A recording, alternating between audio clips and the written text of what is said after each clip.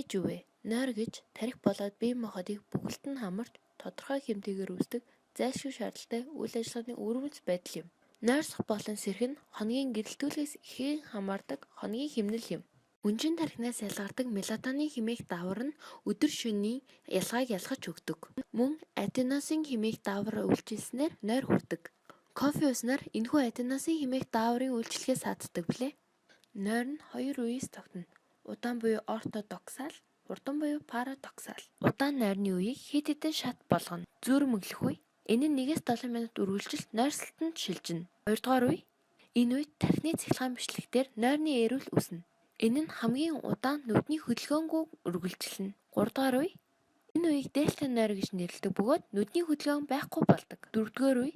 Энэ үед түргэн нойрсол болж тархины цахилгаан бичлэгтэр бага далайцтай түргэн хэмүүд нь бага далайцтай удаан хэмүүдээр солигдно.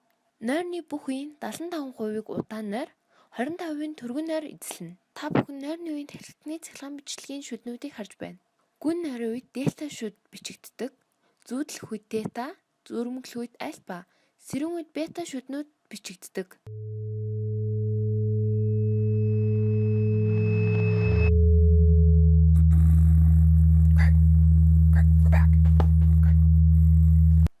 Буйд гадны цочруулалт өгөх хариу урал буурдаг боловч тархины үүсэмэл потенциал нойрны бүх үе шат бичигдэнэ.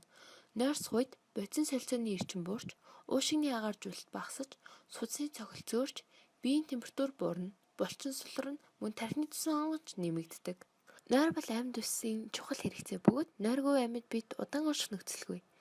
Амьд бид хоол тэжээл зайлшгүй хэрэгтэй адил нойрч мөн хэрэгтэйтэй зүйл. Аденосын хэмээх даавар нь нойр үүсэлтэн чухал үүрэгтэй гэж түрүүн хэлсэн билээ. Кофе ууснаар аденозины үйлчлэгээ сааддаг гэсэн хэдий ч энэ нь төр зүрийн үйлчлэгээтэй билээ. Нойрсч буйд бие махбод бараг хөдөлгөөнгүй гадны мэдээлэлд бүрэн дүүрэн хариулахгүй байхын зэрэгцээ уурэг тархины цахилгаан идэвхжил болон соматовегетативын уурал өвөрмц мөчлөгөөр давтагдаж байдаг. Бид унтж байх үед тархин дахь эд эсүүд идэвхжин мэдээллийг боловсруулж байдаг. Бид яагаад зүүдэлдэг вэ? Мэдрэлийн тогтолцооны эсгүүд нь цочрол харилцан адилхан өртдөг. Мэдрэлийн тогтолцооны бусад хэсгүүдээсээ илүүтэйгээр байнга цочрол төрчих буй мэдрэлийн тогтолцооны тухайн хэсэгт хүчил төрч ба илчлэгийн дутагдал бусад хэсгээс харьцангуй ихээр бий болж улмаар агааргүй эсэлтэлт явагдсанаас тухайн мэдрэлийн эд эсэд сүүний хүчил ихээр өсөж хуримтлагдана. Ингэж сүүний хүчил ихээр хуримтлагдсан мэдрэлийн тогтолцооны тухайн хэсгийн эс ихэд цочромтгой болно. Үүнийг мэдрэлийн эсийн ядралт гэнэ. Ингэж эсийн ядралтанд орсон тухайн хэсэг нь мэдрэлийн эс тогтолцоо сааталд орсны дараа гадаад дотоод янз бүрийн цочролт амархан өртөж цочрдгоос саатлаас амархан гардаг байна. Өөрөөр хэлбэл тухайн мэдрэлийн эсийн туйлшрал гүйцэд явагддаггүй байна. Ингэснээр тархи мэдрэлийн саатлын үед мэдрэлийн тогтолцооны зарим нэг хэсэг саатаагүйгээс үүсэн үйл явц бий болно. Энэ үйл явцыг зүүд гэж нэрлэдэг. Мэдрэлийн тогтолцооны ямар хэсэг ядралд орж сэрэл дамжуулснаас шалтгаан зүүд нь олон төрөл байна. Удаан хугацаагаар юм бодох, сэтгэх үед М2 зам ихээр цочрох тул ядралт орсноос саатлаас гарч цочрол төртнө. Бусад замаас сааталтай байна. Энэ үед жирийн зүү зүүдлэнэ. Өөрөөр хэлбэл болж өнгөрсөн явдлаа зүүднэ. Гаднаас байнга цочрол авч ирсэн цочрлын тухай байнга бодож сэтгэсэн үед М1, М2 замууд ядралд орж X1, X2 замаас сатна. Энэ үед гадны цочрлыг өөртөө агуулах зүү зүүдлэнэ. Жишээ нь хүн аав ээжийнхээ тухай урдын явдлыг зүүдэлж байгаа гэж бодъё. Энэ үед борооны тусал нүүрэн дээр нь тусал уг хүн аав ээжтэйгээ холбон уйлж байна гэж зүйлнэ. Энэ үзэгдэл нь ховс нойрны үед ч илэрч болдог. Хүн хэдэн цаг унтах хэрэгтэй вэ? Үүний хариуг эрдэмтэд одоо хүртэл олоогүй байна. Хүн бүрийн бие махбодын амрах цаг харилцан адилгүй. Зарим хүн 8 цаг унтдаг байхад зарим нь 5 цагийн нойр хангалттай байдаг. Хүн хоногт 6-8 цаг унтдаг.